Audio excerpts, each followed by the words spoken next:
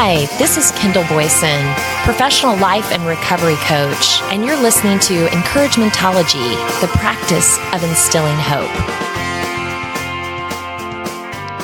Good evening and welcome to Encouragementology. I'm so excited to be with you tonight and talking about the power of sharing. Communication through interaction is less about the words spoken than it is about the interaction dynamics that take place at a non-verbal level. It is at that level that trust is established, or not. When we create conversational rituals that enable us to honor and respect others' view of the world, especially when these views are very different from our own, we create a space for better conversation and for new ideas to emerge.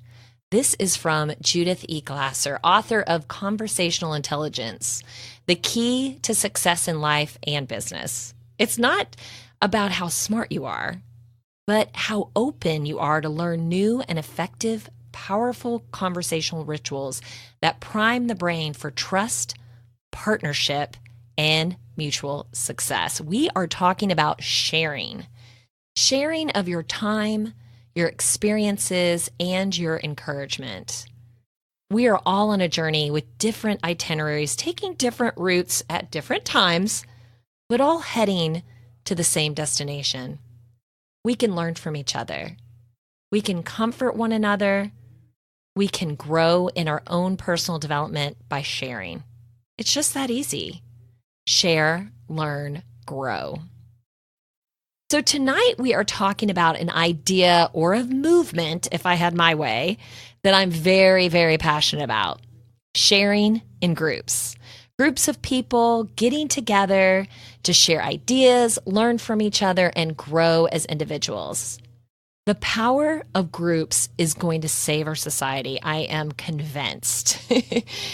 As we get further and further apart emotionally and personally and spiritually, we are going to talk about why it's important, how it can benefit you, and how you can get involved. Now, before we go any further, let me just say there are all types of groups, and we aren't addressing any one particular group. The ideas we're looking at is about bringing people together to connect and share. So if you're attending a group, fantastic, more power to you. Maybe these ideas will help you open up more and understand why it's important. If you are scoffing, thinking, well, there's nothing wrong with me, why do I need a group? Don't turn the dial because we are just about to get there. Groups connect people. Plain and simple. That's it as its rawest form. Groups connect people. I speak a lot on this topic. I'm very, very passionate about it.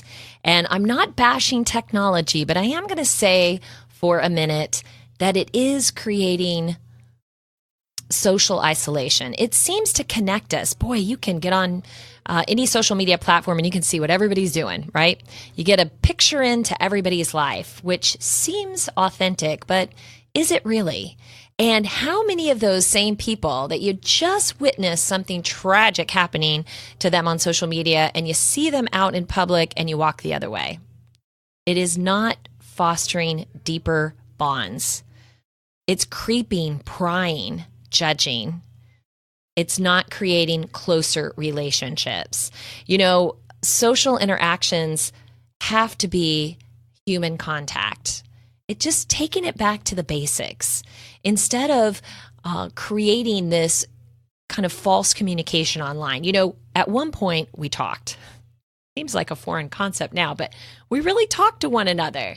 You know, and before phones, we actually got in the car or the buggy, horse and buggy, if it was back then, walked. We actually went to someone's house and we spent time with them and we visited with them, right? Then the phone came out and then we were able to call people. Boy, wasn't that a luxury. We didn't have to pack the kids up. We didn't have to take a drive. We could actually just pick up a phone and check in on someone. So that was pretty cool. Then texting came about, the smartphone. How smart is it, really?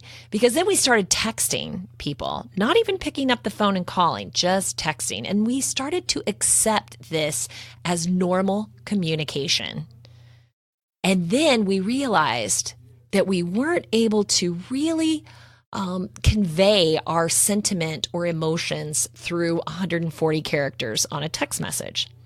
So in comes the emoticon, right? The little yellow faces that are making all the different emotions. And we started relying on these and over punctuation, like multiple smiley faces and exclamation marks, to try to create some sort of emotion, right? How many times do you look at your text message and you're like, that doesn't really convey my sense of urgency or my emotion. I'm going to go back in and add some things to it, right? Or you're scanning through those emoticons, just trying to find the one that shows the exact point of frustration that you have at this moment, right? So we started relying on that as really a source of communication and sharing emotions. But 50% of communication is nonverbal. So how are we getting that through this type of delivery? We're not, right? Now, I kind of go on and on about this, but now we're using the sad face as an acceptable form of sympathy. And we laugh, but we are accepting it. And if we accept it and we move the bar so low, where does it go from here? We're just not going to reach out to each other anymore? What about the conveniences of life? We have so many ways that really try to help us make things faster and easier to get to. But what it does is take away some of those natural points of contact that we had grown accustomed and possibly taken for granted. Let's talk about grocery shopping. I say this a lot, but we used to meet up in the grocery store. I mean, imagine if you did not have social media telling you everything about everyone. How would you get that information? Well, you'd run into them, or you'd run into someone else who knew about them, right? That's where the gossip chain started. But you would see those people in the grocery store, you would stop, you'd have a conversation. It took forever to get out of there. But when you came out, you were fully informed of what's going on, right? Now we can order our groceries online, simply pull into a spot, and they can be delivered to our car. We don't have that same interaction. We're not getting that human connection. And that's important. We're looking for new ways to save time. And as a way, we're shaving off any opportunity to connect as a society. We have to say no. We have to push back and really be more intentional with our connections. The fact is, we need each other to emotionally thrive. But the days of someone knocking on your door and bringing you the welcome wagon basket of goodies are over. So you have to be the one that steps outside and works to make it happen. Do you want more authentic and meaningful connections? Then you have to put yourself in the right place and the right environment to make that happen. It's going to take effort. It doesn't just land in your lap. Groups are safe and a welcoming environment which are filled with understanding, reassurance, positive reinforcement, hope, and compassion. Members tend to develop special bonds through sharing their honest feelings, humor, accomplishments, and losses, causing them to develop emotional connections with one another. Support groups are not the same as group therapy. They are generally less structured and are primarily focused on providing a safe and confidential environment where people are free to share experiences and strategic coping mechanisms, all while forming invaluable connections with others who have similar concerns or demographics. Now, many people feel like groups are for people that have something wrong, right? You must be struggling for something. It's either overeaters or Alcoholics Anonymous or codependency or grief. But groups can be a great source of just connecting, getting together, learning more about someone. It's very difficult to share in just a casual environment. If you are at the store or you're out in public and you see someone, what do you mostly talk about? How are the kids? What about those cubs? What about the weather, right? you don't necessarily go to the next step and start talking about your goals, your desires, your fears. But in a group environment, you can actually be led through those types of discussions where they become natural discussions and not something, oh my gosh, you're just dredging up, in the fruit department. Groups have proven to be extremely beneficial. They're not only motivating and inspiring, but they can afford you the opportunity to make valuable connections. Meeting regularly with others who understand and encourage can increase a person's opportunity to meet their goals. Groups are for anyone looking for a meaningful connection. There is no need to attempt life alone. Find a group to help with coping strategies and make viable connections while sharing and learning valuable experiences along life's journeys. I have been leading groups for the last 2 years, and I have endless stories of strong connections, compassion, encouragement, and healing. It started with women's groups, and I started, like I said, 2 years ago with Women Connect. And Women Connect is a women's empowerment group, a chance to get together, women helping women share, learn, and grow. And we have actually 2 chapters, one of which is an open group, and that's for any woman who wants to connect. And then we also do another one in Gateway Drug Rehab and for their inpatient women. And I'll tell you, so powerful. I started the group really as a way to get women together to talk about different types of skills and things that they would like to cover, and maybe do workshops in my other outreach, which is called Beyond Wow, which is where we do job seeking workshops. At any rate, I got the women together, did sort of an icebreaker to get everybody talking.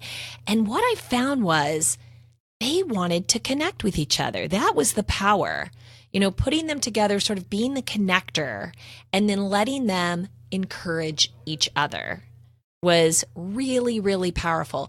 When you're having a bad day, you kind of push yourself to go to group and, what am I going to contribute today? I'm sort of in a down mood. I don't even really have anything to say. What you feel is that love and support and encouragement from everyone else. You also get out of your own problem because as people share, you hear about what someone else might be dealing with. And it could be something tragic. It could be a success that they really wanted to share and they didn't have a group of people that they could really brag and share to. But what you see is, let's say you do encounter somebody that needs additional encouragement. You stop thinking about your own problems and you start thinking about that other person, because we all are empathetic to some degree. And we need a chance to be able to share that. And so you can start reframing someone else's negativity into positivity, and it gets you thinking of things in a different way. If you're by yourself and you're in your own space and you're having a bad day, who's going to help you see that a different way? Very difficult to talk yourself out of that. If you're kind of beating yourself up, you have a lot of negative self-talk, it's very difficult to turn that around and see the silver lining. But if you put yourself in a group of people who are listening to you and encouraging you, they naturally will help you see that, and in turn, you'll help someone else see that. So I have found the power of groups, and it builds just a deep bonding and sharing, because in those groups, you do share your goals, your dreams, your aspirations, your desires. And when you do that with another person, you're actually inviting them into your space and you're trusting them. And to trust means you go deeper. It's a deeper level of friendship. Now, some of the women are friends outside of the group, but we all know that we're there for each other and during the important times. And that's what's really, really powerful. Recently, I started Senior Connect. My father went into a nursing home about 3 years ago. He suffers from Parkinson's and dementia. And I have been immersed in that culture and just saw a different side of aging and loneliness and senior isolation. And I wanted to do something about that. And I really felt the power of groups could make an impact there. So I started Senior Connect, and that's really to bring seniors together to share, learn, and grow. You're going to hear that a lot.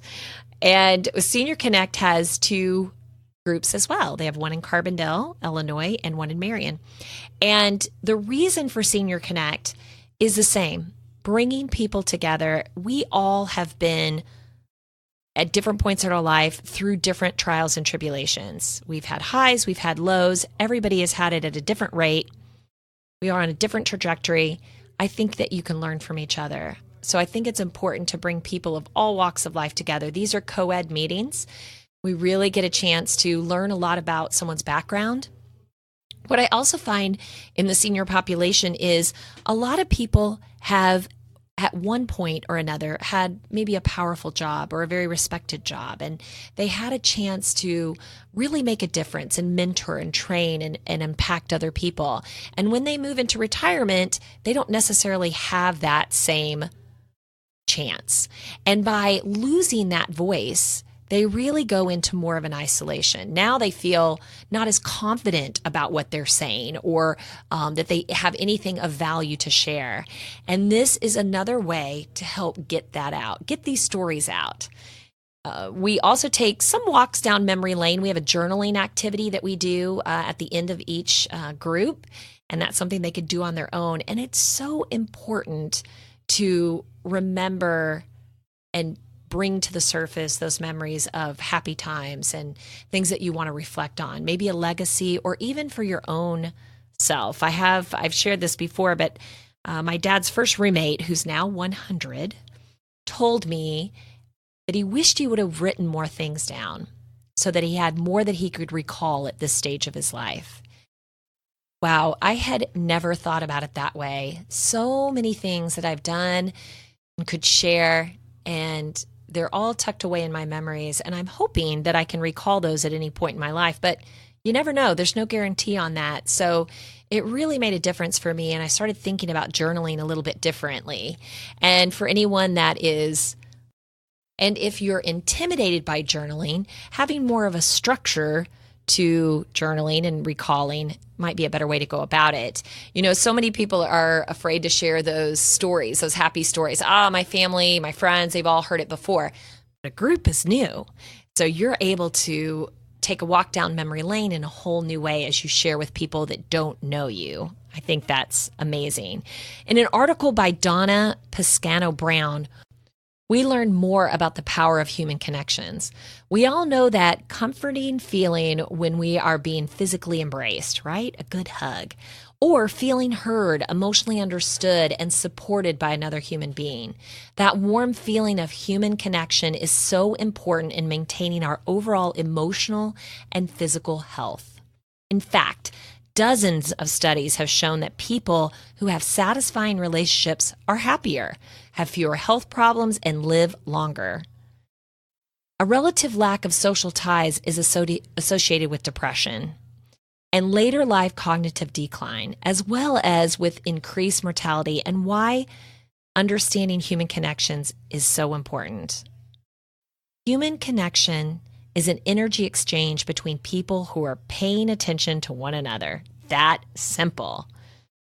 It has the power to deepen the moment, inspire change, and build trust. What is social connection?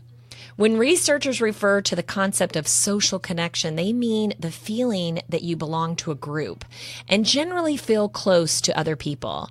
Scientific evidence strongly suggests that this is the core psychological need essential to feeling satisfied with your life.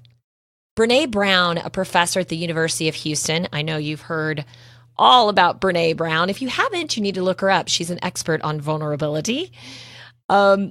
She said in an interview, a deep sense of love and belonging is an irresistible need for all people.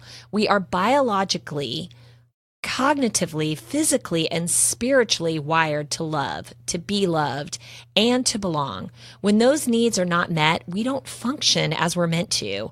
We may think we want more power, more fame, more money, more beauty, internal youth, or a new car, but at the root of most of these desires is the need to belong, to be accepted, to connect with others, and be loved. What are the benefits of social connections?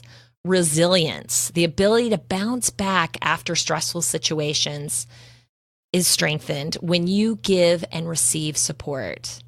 Building positive relationships with people can make a difference in how resilient you are.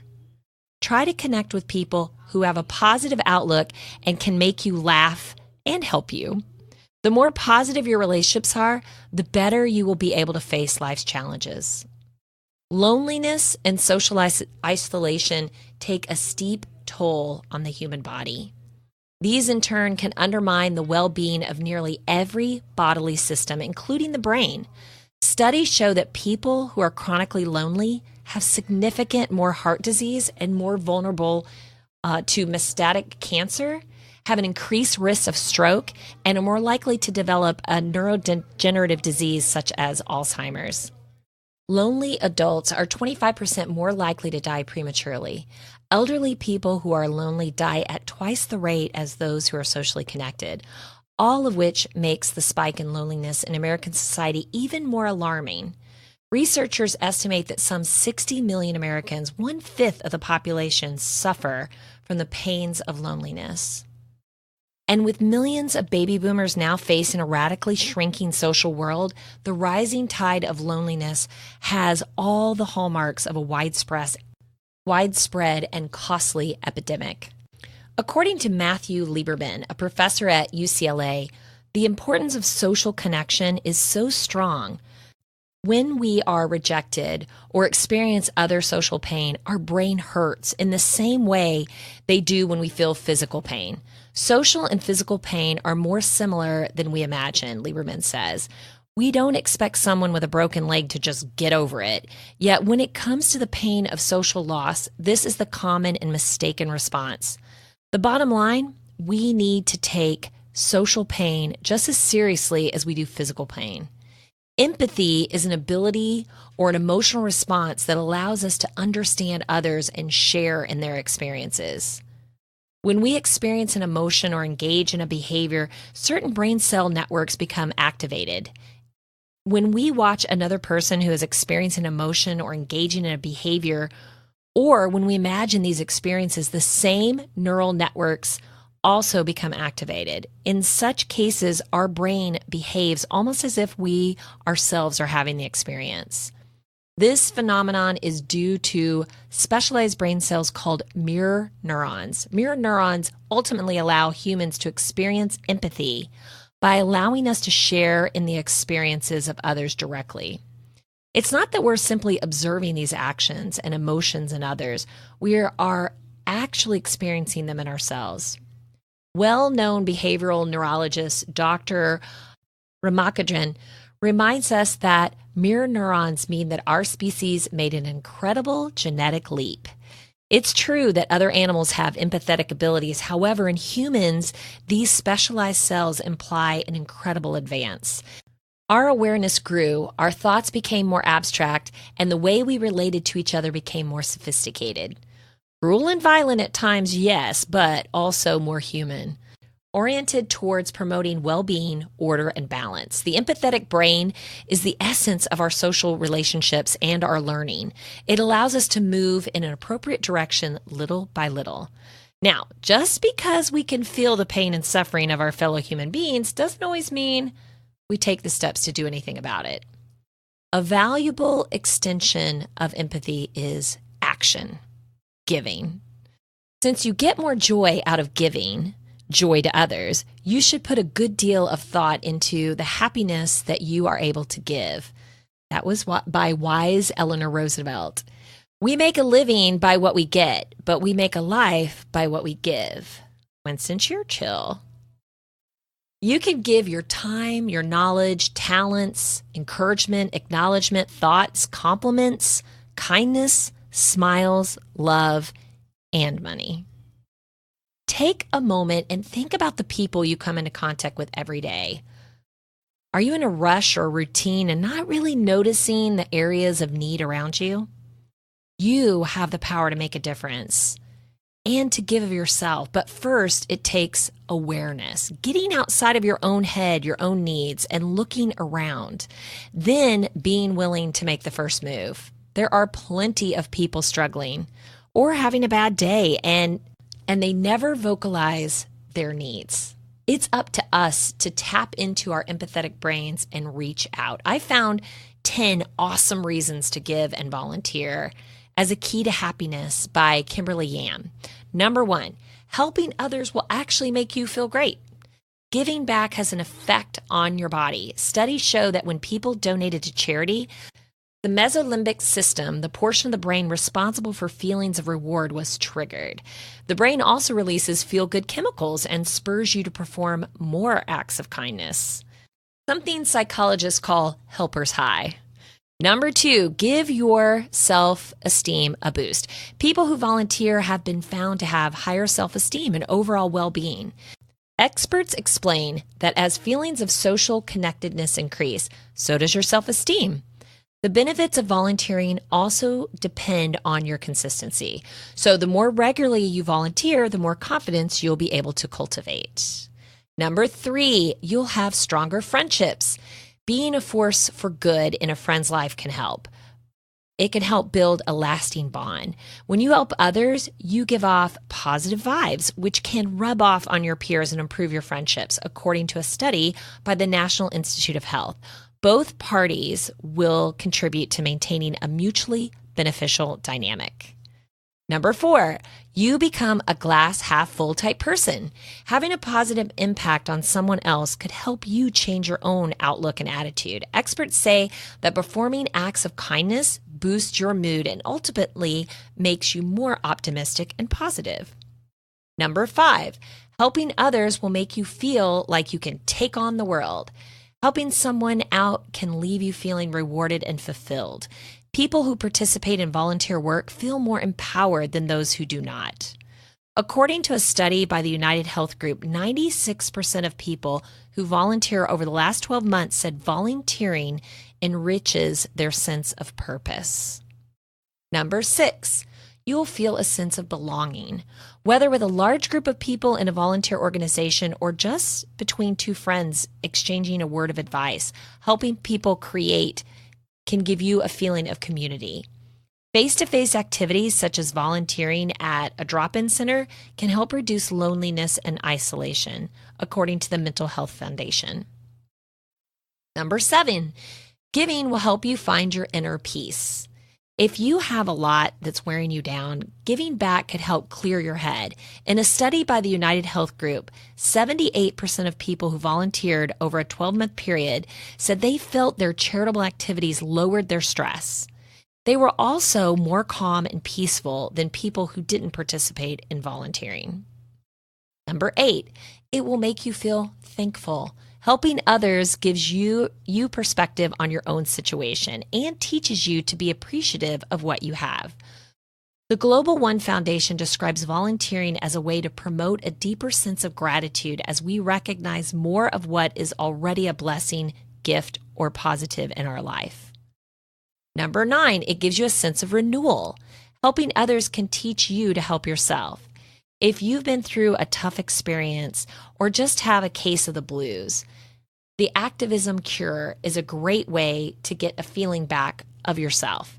According to research from the University of Texas, volunteer work improves access to social and psychological resources, which are known to counter negative moods.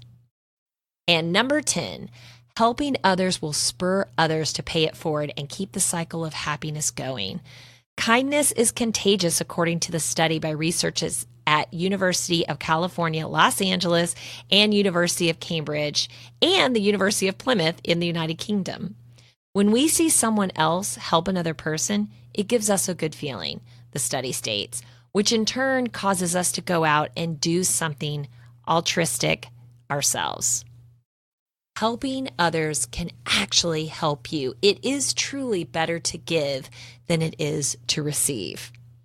Thank you so much for sticking with me tonight and talking about sharing. We kind of went into a lot of different directions on sharing, but the point is making a connection and being able to share your thoughts, your goals, your dreams, your desires, your fears, your challenges with another human being and really rely on each other for strength and support. It is a beautiful gift that we have that we really need to take advantage of. Sometimes keeping our stories to ourselves can limit the way in which we understand them. If our thoughts and experience remain in our own head, we fail to give them the realness that they receive when we share them with others. While this realness can sometimes be daunting, it can break down the barrier of isolation that our experiences may present. For many of us, we may feel that no one truly understands what we're experiencing. Sharing our stories with others challenges that sense of isolation by bringing communities together to stand strong against adversity. Talking to a group of people about your experiences can also provide you with the support that you may not have otherwise. Working with others who have faced similar experiences can help you reflect on how you can respond in the face of hard times.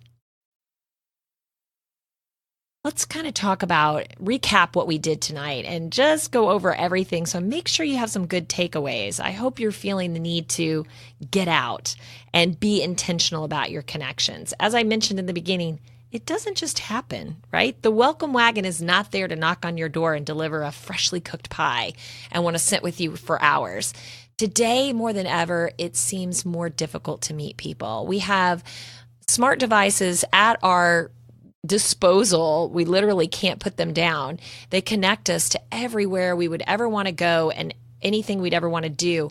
But for whatever reason, we can't seem to connect and really find those authentic relationships. So instead of continuing to look there, look into the most organic way. Go out and talk to someone. Stop someone. Maybe there's someone new at work that you really haven't had a chance to get to know. Maybe there's someone that says, we should get together for coffee. Make that time and actually go and do that. It gives you a chance to listen to someone else and their experiences, and it gives you a chance to share yours with someone new. Maybe get a different perspective. When you put yourself out there and you share your experiences, you can find out that can really impact someone else's life. I had someone say to me many, many years later after the fact that something that I said to them really made an impact on their day. How would I have ever known that if that person didn't bring that up? A lot of times we say things and those words just land. We don't even know where they land. We don't know how they affect anyone. And then we walk on, we're in our routine, we're in our rush of life, and we just go on about ourselves. We don't even know how that might have helped another person. Something that you have to offer could absolutely make the difference in someone else's life. We talked about groups and sort of the stigma on groups, that a lot of people think if you say the word support group, that obviously there's something wrong with you. And that's why you go to a support group. But we never really think about groups. And I'd like to change that stigma as just a way to connect with other people. If you don't have an outlet other than work to connect with someone, how are you supposed to do that?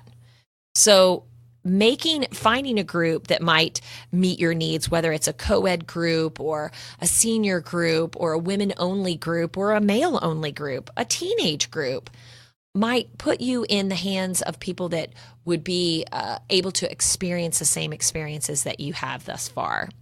So that's kind of important. There's also different groups that you can put yourself into that really are more about an activity.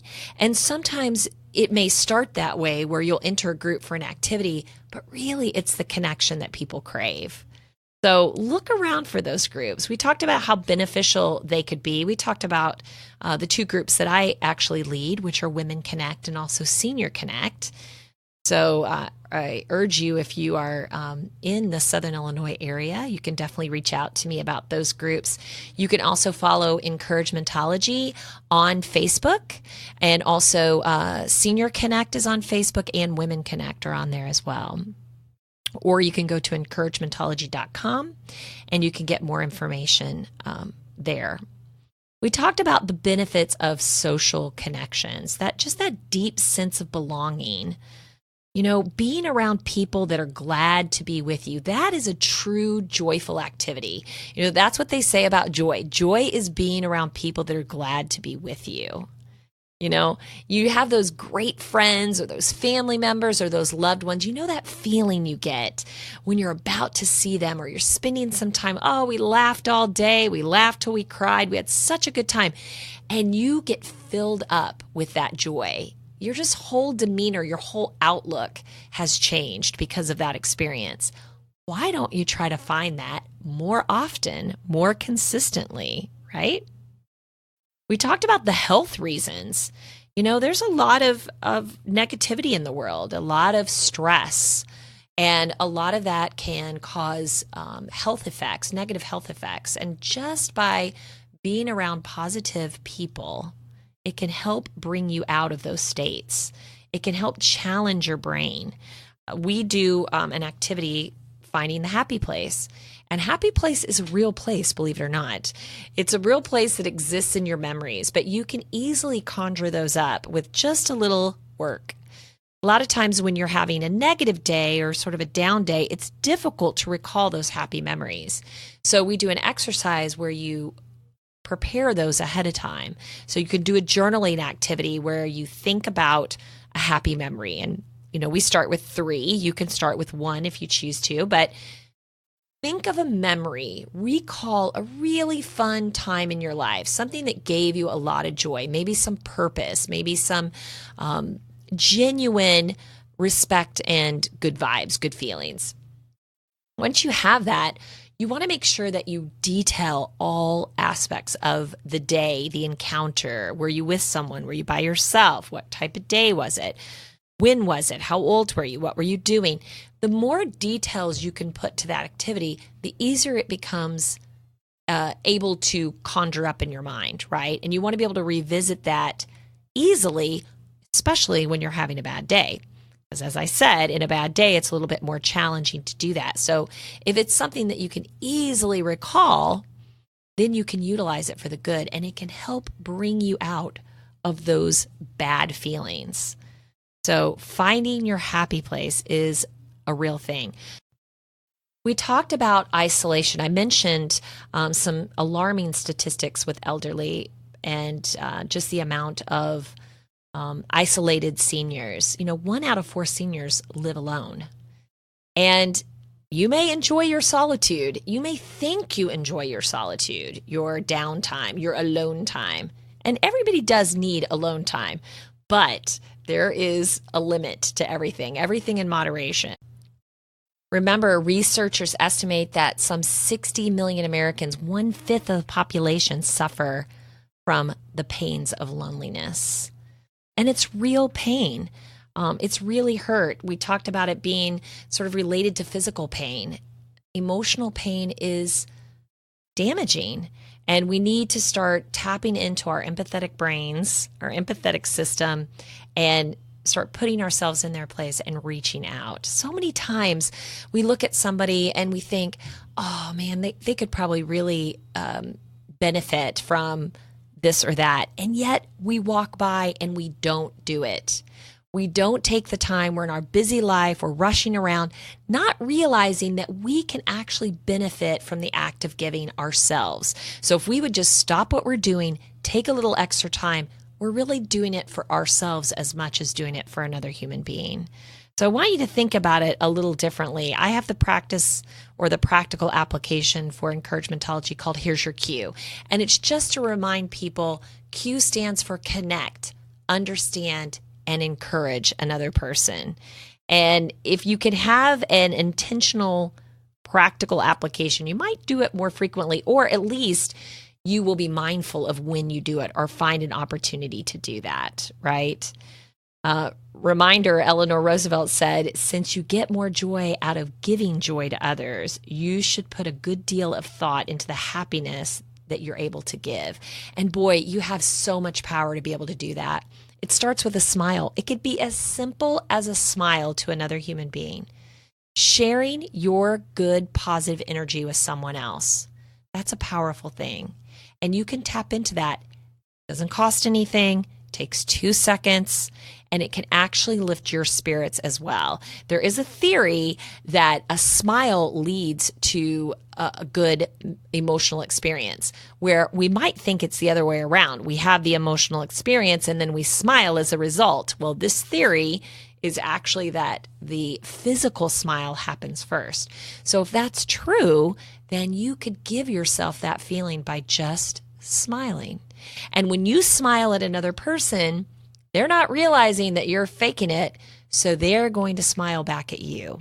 And as a result, when someone smiles genuinely at you, you can't help but smile. So you can create that experience yourself. Stop looking down, stop looking at your phone, get out of your own head and reach out to someone else. Have them help you through your day by helping them first. It can be that easy. So I challenge you, reach out and connect. Even if you think you love your silence, you love your solitude, reach out, share. Share your experiences and your encouragement with another person. Forge strong bonds, nurture those relationships, and lean into them to find joy. I know you can do it. Thank you for listening to Encouragementology with Kendall Boyson, where we find positive ways to handle some of life's challenges. I stumbled through until the path was